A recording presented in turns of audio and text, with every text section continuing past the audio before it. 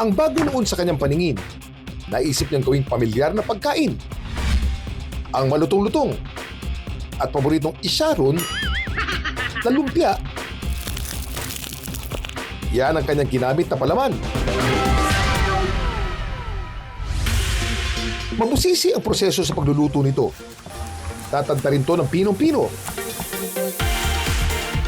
Pagkatapos nga po nating ibabad sa palangganang may tubig, ay lagyan nga po ng asin nang mawala ang kanyang pakla.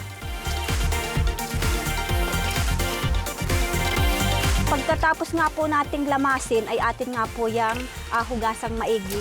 Dahil nga po yan ay maalat at para po ay matanggal ang kanyang asin. Habang pinapakuluan ito, pwede na rin ihanda ang ibang sangkap ng lumpia. Kapag handa na ang uyo,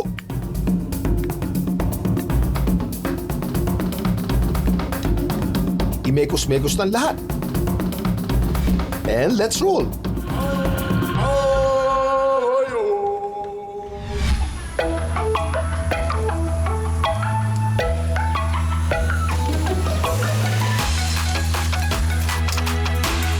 Ang mahaba-habang proseso ni Michelle. Ito na naging bunga ang comfort food natin na lumpia. Pero teka, pwede ba namang mawalan yan ng sausawan?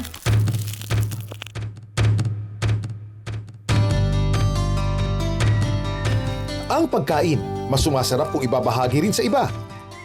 Malutong po siya at malinamnam. Parang parehas lang ang lasa. Hindi lang pwedeng pang merienda, kundi pwede din pang ulam.